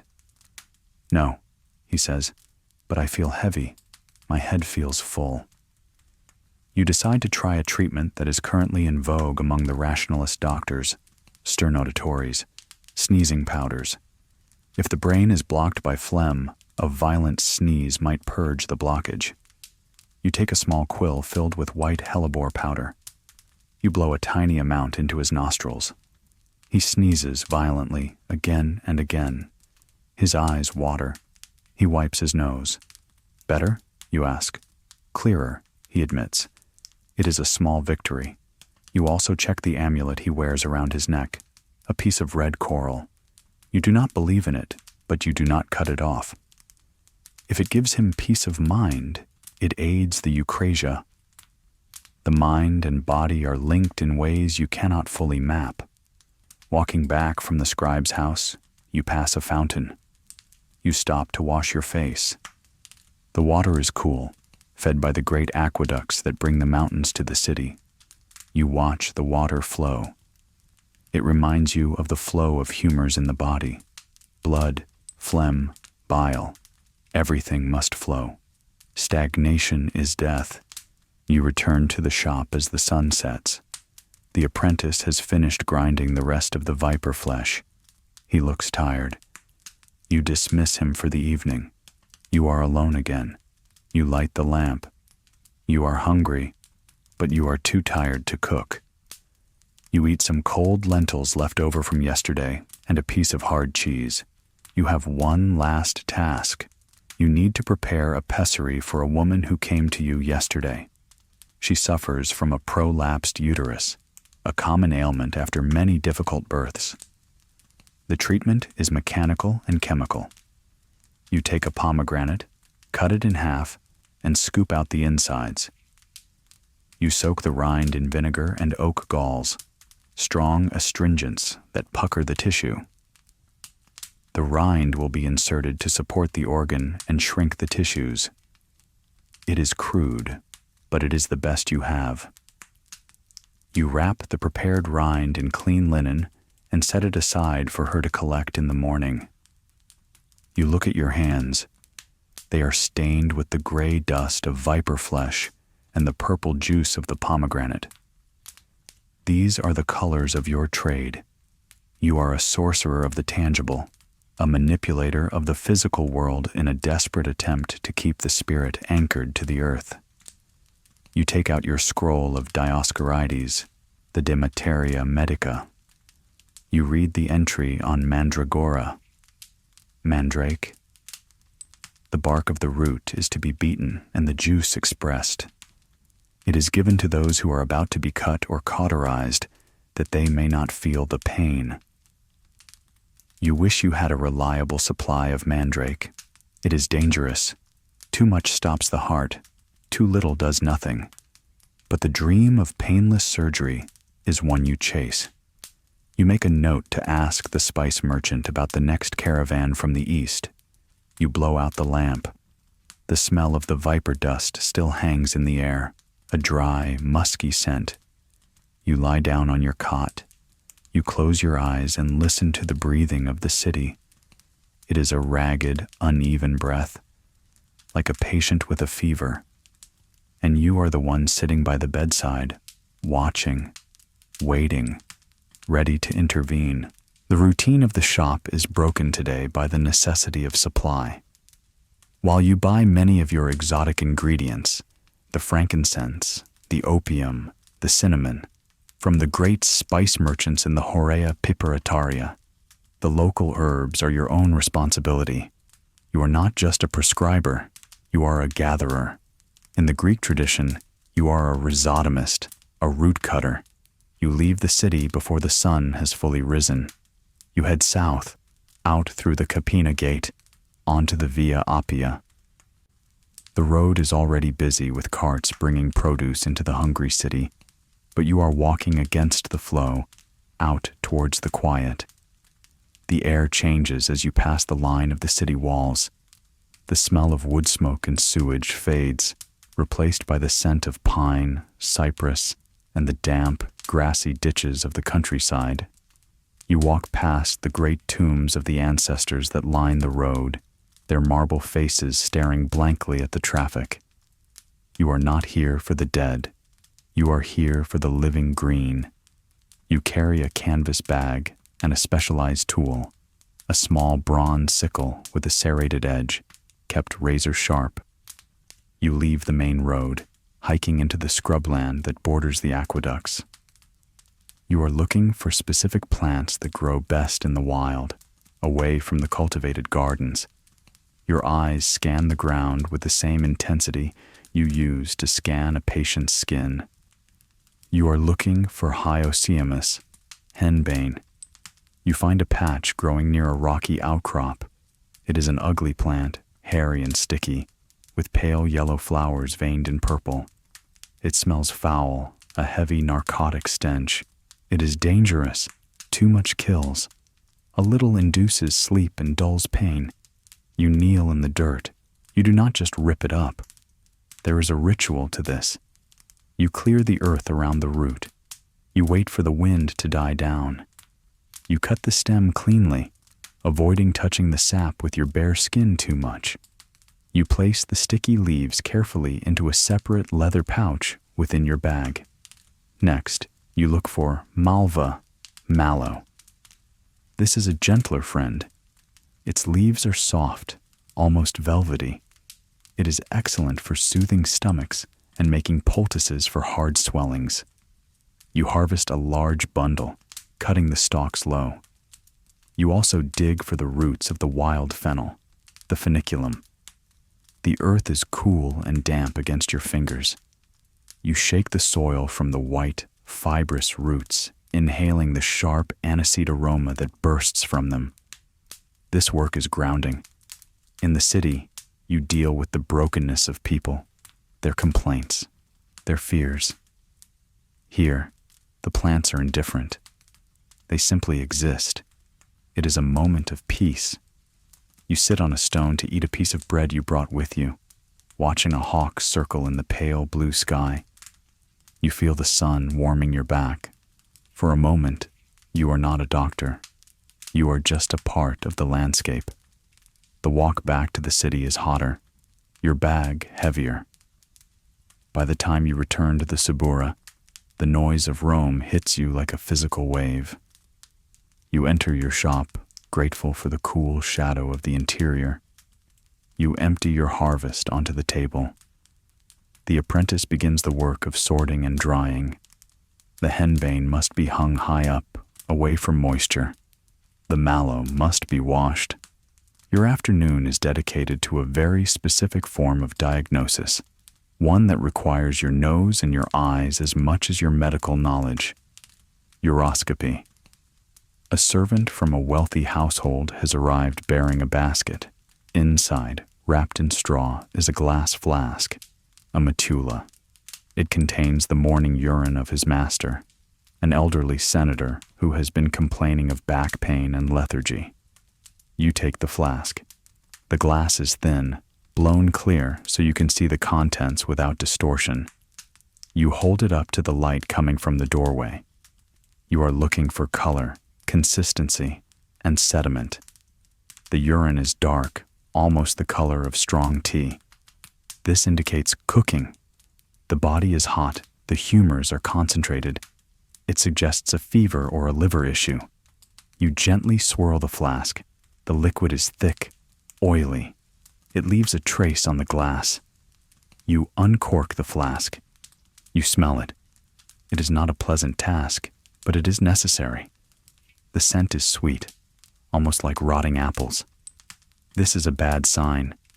It often accompanies a wasting disease where the flesh melts away into the urine. You look at the bottom of the flask. There is a sediment. It is sandy, red, and crystalline. You recognize this immediately. Calculi. The gravel of the kidneys. The senator is forming stones. The dark color is likely due to blood mixing with the urine from the irritation of the stones moving. You write your diagnosis on a wax tablet. Diagnosis: nephritic gravel and internal heat. Prescription: a bath of oil and water to relax the passages, a diuretic of cucumber seeds and parsley to flush the gravel. Total abstention from salt and heavy meats. You hand the tablet to the servant. Tell your master to drink water from the springs, not the aqueduct, you add, and he must rest on his side. The servant leaves. You wash the flask thoroughly with vinegar and sand. You wash your hands. The rest of the afternoon is filled with walk-ins. The retail trade. A mother comes in with a baby who is teething. The child is screaming, red-faced. You sell her a necklace of polished amber beads. Amber is thought to have a sympathetic magic that draws pain out. You also give her a small pot of hare's brain, or a paste that claims to be hare's brain, mostly goose fat and herbs, to rub on the gums. It soothes the inflammation. Then, a laborer with a crushed toe. He dropped a stone block on it. The nail is black and lifting. The pressure is immense. You do not need to cut.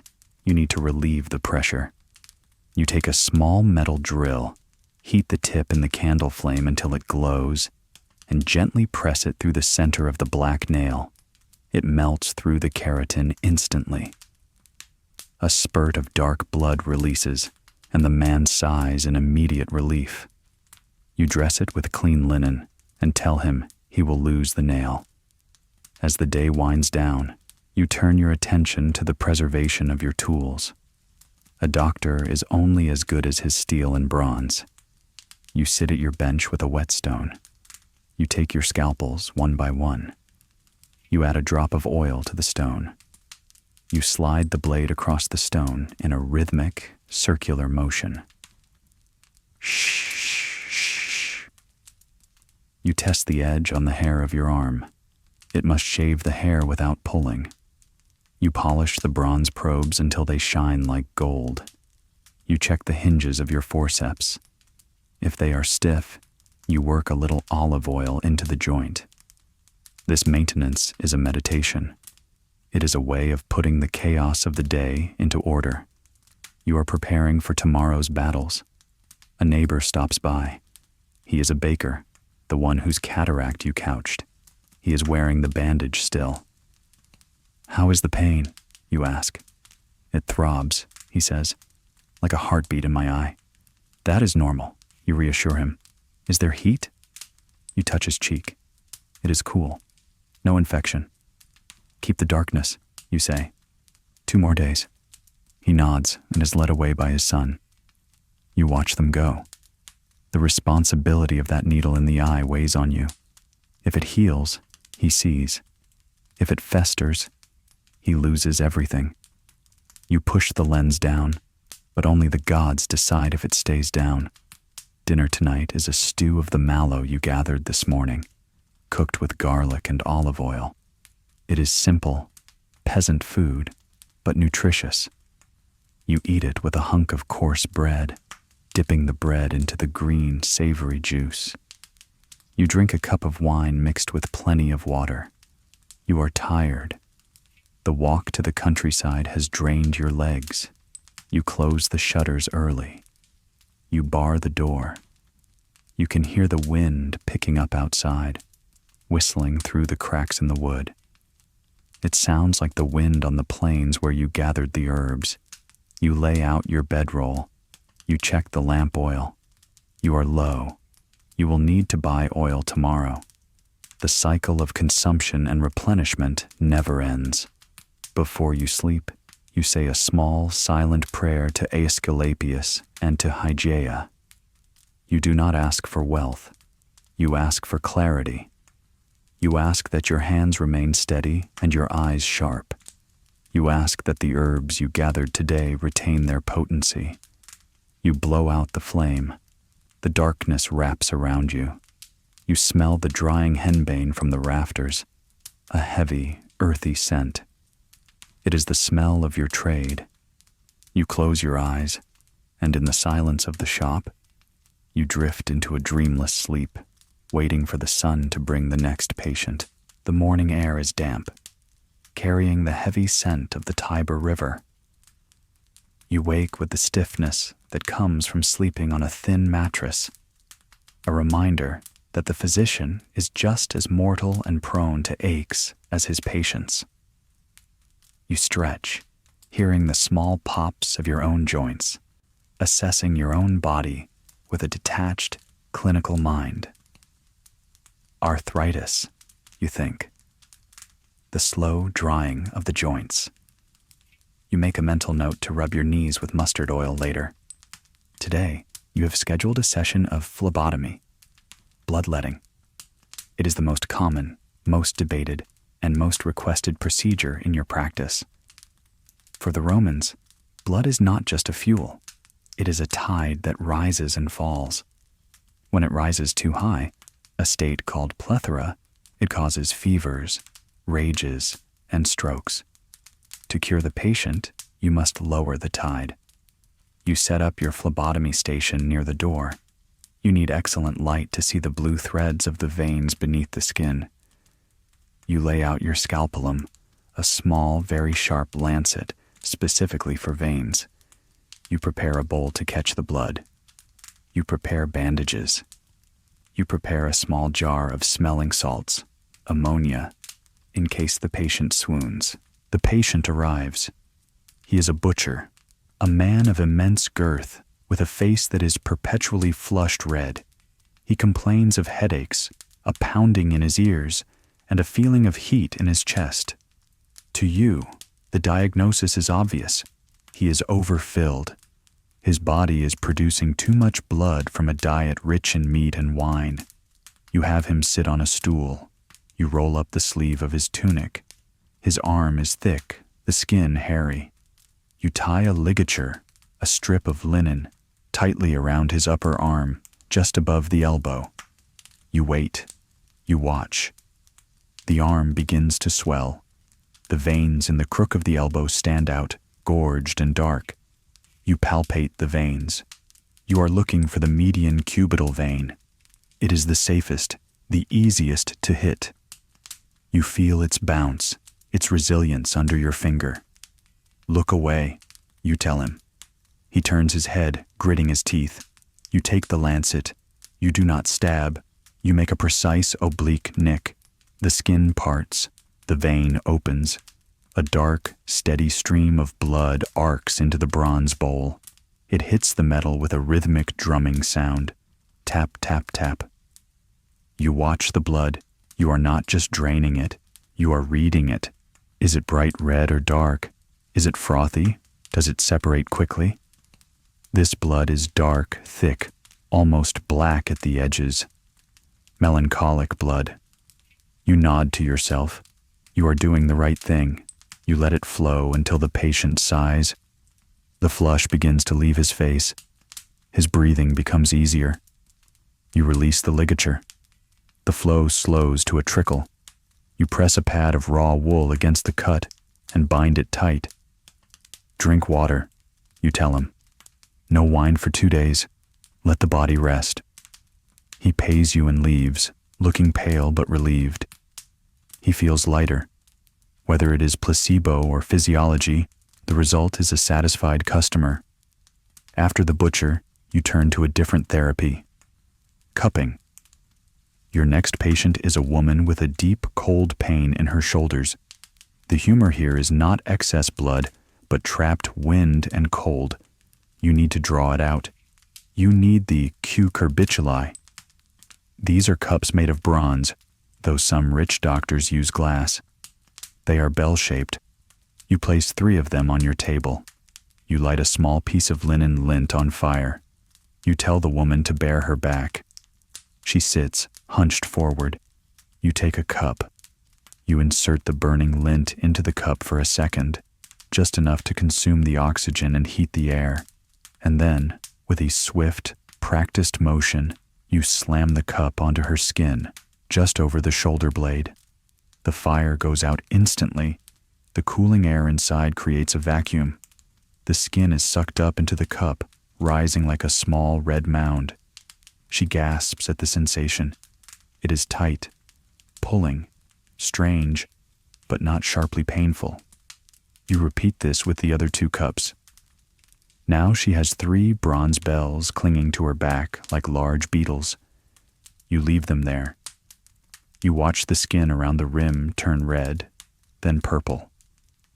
This is the bad blood being drawn to the surface, away from the deep muscles. You wait for the time it takes to walk a mile, a standard Roman measurement of time. Then you break the seal. You press your finger against the skin at the rim of the cup. Hiss. The air rushes in. The cup falls off. On her back are 3 perfect dark purple circles. The cold is out, you pronounce. You rub the circles with warm oil. She moves her shoulders. The stiffness is gone. The bruising will last for a week, a visible badge of her treatment. The afternoon brings a change of pace. A slave arrives with a note from a poet you know. He is suffering from writer's cramp and eye strain, but the note asks for something else: ink. Physicians and scribes often share ingredients. The same oak galls, gallnuts, that you use to make astringent medicine for shrinking hemorrhoids are also the primary ingredient for making black ink. The tannin in the galls reacts with iron salts to create a permanent black dye. You have a bag of high-quality gall nuts from Aleppo. You decide to mix a batch for him. It is a simple chemical process. You crush the galls, soak them in water, strain the brown liquid, and add vitriol, iron sulfate. The liquid turns jet black instantly. You add gum arabic to make it flow smoothly from the reed pen. You pour the ink into a small ceramic jar. It is a gift. Maintaining good relations with the poets and writers is smart. They are the ones who will write your epitaph or praise your skills in a satire. Later, you deal with the cosmetic desires of Rome. A man comes in, whispering. He is balding. Alopecia. In a society that values hair, baldness is a source of ridicule. Julius Caesar himself was sensitive about it. "Can you grow it back?" he asks, hope in his eyes. You know the answer is no, but you cannot say no. You must offer something. You offer the standard remedy of the day. "I have a pomade," you say, "made of bear grease, crushed southernwood, and the ashes of a hedgehog." It sounds ridiculous, and perhaps part of you knows it is, but it is the accepted wisdom. The bear is a hairy animal. Its grease must contain the essence of hair. The southernwood heats the scalp. You mix the greasy, smelling paste. You instruct him to rub it into his scalp every night until the skin is red. "It stimulates the pores," you explain. He buys a large pot. He pays well. Hope is the most expensive commodity in your shop. As the sun begins to lower, casting the long shadows of the evening, you sit down to grind malachite. This green copper mineral is used for eye salves, but it is also used to clean ulcers. It is a beautiful stone. Grinding it reduces it to a soft green powder that looks like the dust of a butterfly's wing. While you grind, you hear the sounds of a funeral procession passing in the street. You stop and listen. The wailing of the professional mourners, the shrill sound of the flute players, the heavy tread of the pallbearers. Death is the silent partner in your business. You know that every patient you save today will eventually end up in a procession like that. Your job is not to stop death, but to delay it, to buy time, to make the waiting room more comfortable. You finish grinding the malachite. You carefully sweep the green dust into a small vial. You decide to close the shop early. You are meeting a colleague, a fellow Greek physician named Philo, for a drink. You lock up and walk to a small tavern near the Forum. Philo is already there. He looks tired. He treats the gladiators at the great school. "I lost 2 today," he says, staring into his wine. Deep wounds. The gut was pierced. There was nothing to do. You nod. Abdominal wounds are a death sentence. Did you use the opium? Yes. They slept at the end. You drink in silence. It is a moment of shared understanding. You talk about the new tax on medical practice that the emperor is rumored to be considering. You talk about the price of imported balsam. You talk about the strange case of the woman with the 3 kidneys that Philo saw upon dissection, or so he claims. The body is a mystery, Philo says. We are just children poking at it with sticks. You finish your wine. You part ways. Walking back, the stars are out. The air is cooling. You feel a sense of melancholy, a tristitia. It is the weight of the profession. You return to your shop. It is dark. You do not light the lamp immediately. You sit in the dark, smelling the dried herbs, the vinegar, the copper. You breathe in. You breathe out. You are the guardian of this small corner of health.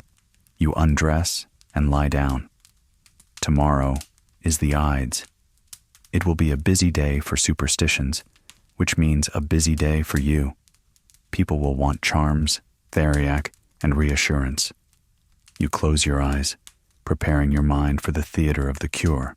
The concept of cleanliness in Rome is a paradox. You live in a city of aqueducts, baths, and fountains, yet you also live in a city of parasites. You know them intimately. They are the uninvited guests in nearly every body you treat. This morning, you are dealing with the most common of these guests, worms. Lumbrici. A mother brings in her young son. He is pale, grinding his teeth in his sleep, and constantly hungry, yet losing weight. You do not need a complex theory to diagnose this. You ask to see the child's stool. It is a standard request. She produces a small wrapped bundle. You inspect it. You see them, white, writhing threads, roundworms. It is a disgust that you have long since conquered. You see it as a gardening problem. The boy's gut is a field that needs weeding. You turn to your shelf of vermifuges, worm killers. The most effective weapon in your arsenal is the fern root. It is toxic if mishandled, capable of blinding a patient, but it stuns the worms so they can be flushed out. You prepare a specific dosage. You grate the dried root into a fine powder. You mix it with honey water to mask the bitter, earthy taste.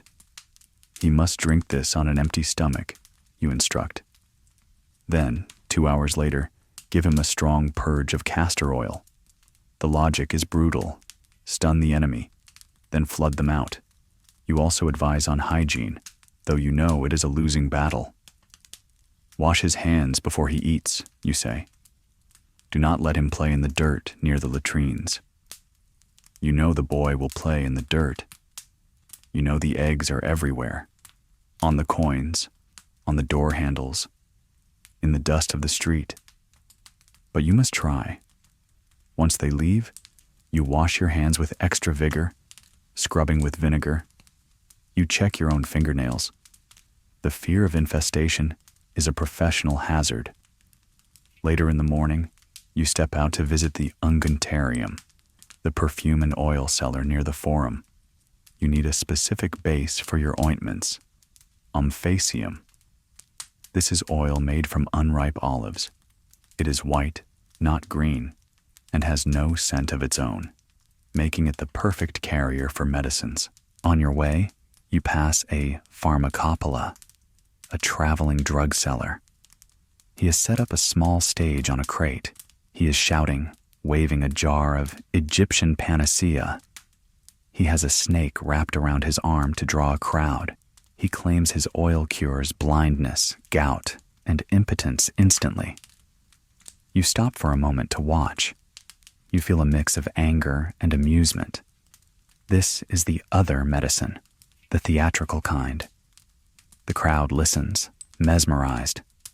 He pulls a tooth, clearly a pebble, out of a man's mouth using sleight of hand, claiming to have removed the pain. The crowd cheers. You do not intervene. You cannot fight the theater with dry facts. You are a man of the quiet room, not the public square. You clutch your tunic and keep walking. You know that when his oil fails, the people will come to you to fix the damage. You buy your omphacium. It is expensive, thick, and pure. You also buy a small amount of rose of paestum, a fragrant oil to make your waiting room smell less like sickness and more like a garden. Back at the shop, you have a task that requires immense patience.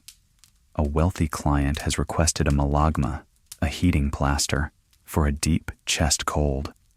Making a plaster is like cooking a very stiff, sticky stew. You light the brazier. You place a bronze pot over the coals. You start with pitch, the resin of pine trees. As it melts, the shop fills with the smell of a forest fire. It is a sharp, clean smell. To the melting pitch, you add galbanum, a gum resin that smells musky and strange. You stir it with a wooden spoon. It resists, sticky and thick. You add wax to soften it. You add dried iris root for heat. The mixture becomes a dark, bubbling sludge. You have to get the consistency exactly right. If it is too hard, it won't stick to the skin. If it is too soft, it will run when the body heats it. You test a drop on a cold stone. It hardens, but remains pliable. Perfect. While it is still warm, you spread it onto a piece of leather. You smooth it out with a spatula dipped in oil. You fold the leather over. This plaster will be applied to the chest, where the body heat will slowly melt the resins, releasing the vapors into the lungs. It is a slow-release patch, Roman style. The afternoon brings a case of psychosis, barber's itch. A soldier comes in with his chin inflamed, covered in pustules where the hair grows. It is painful and unsightly. The barber used a dirty razor, you tell him. It is a common story. The treatment is tedious. You cannot shave him. You must depilate. You take your fine point forceps. You sit him down near the light. You must pull the infected hairs out, one by one. Hold still, you murmur. Pluck. He winces. Pluck. He grunts. You work your way across his chin. It takes an hour. You are clearing the forest to save the land. When the hairs are gone, you clean the raw skin with wine and apply a soothing paste of litharge, lead oxide, and olive oil. Grow a beard for a month, you advise him. Let the skin heal. He pays you and leaves, touching his sore chin. You clean the forceps. You see a tiny louse crawling on the soldier's coin. You flick it into the fire. The invisible war continues. As evening approaches, the light in the shop turns golden. You have one more visitor. It is not a patient, but a colleague of sorts, a midwife, obstetrics. Her name is Chloe. She is a formidable woman, older, with hands as strong as a stonemason's. She needs Aristolochia, birthwort. It is an herb shaped like a womb, and by the doctrine of signatures, it is used to aid labor and clean the womb after birth. She has run out, and her supplier is empty. You have some. It is dried, hanging from the rafters. You take it down. It looks like a shriveled pipe. It is potent, you warn her. Do not use too much. She nods. I know my business, doctor. There is a mutual respect here. You handle the knives and the theory. She handles the blood and the mystery of the birthing room. You weigh the herb. She pays you in information. The pox is in the gladiator school, she tells you. I delivered a child to one of the women there. She had the marks. You file this away. Information is survival. If the pox is spreading, you need to prepare your theriac and your vinegar. After she leaves, you begin the process of closing down. But before you do, you check your own body. You comb your hair with a fine-toothed boxwood comb. You check for lice. You wash your feet. You are obsessive about this. You have seen what happens when you let the wilderness take over. You sit down to eat. Tonight, it is something different. You have bought a small piece of saltfish. You soak it in water to remove the brine. You fry it in oil. The smell makes you hungry. You eat it with a salad of bitter greens, endive and chicory. The bitterness is good. It stimulates the bile, aids digestion. You pour a cup of wine. You look at the shelves of your shop, the jars, the boxes, the tools. They are a wall between order and chaos. You hear a sound outside, the night watch passing, the clatter of hobnailed sandals on stone. You feel safe inside. You decide to read a little before sleep. You unroll a scroll of Dioscorides. You read about the properties of the poppy. It takes away pain. It induces sleep. It brings forgetfulness. You think about the fine line between sleep and death. A few grains more, and the sleep is eternal. You hold that power in your hands every day. It is a heavy weight. You extinguish the lamp. The smell of the pine pitch from the morning's plaster still lingers in the air. It smells like a forest. You close your eyes, imagining you are not in the crowded, dirty city, but in the mountains, gathering herbs in the cool, clean air. Sleep, sleep, sleep. Good night. If this journey through the duller side of history helped you unwind and maybe even drift off, please let me know. First, hit that like button if you enjoyed this historical lullaby. Second, subscribe to the channel so you don't miss future installments of history too boring to keep you awake. Finally, I'd love to hear your thoughts. Drop a comment below about which historical topic you find so mundane. It deserves to be our next sleepy video. Your suggestions will shape our journey into the world's most delightfully dull past.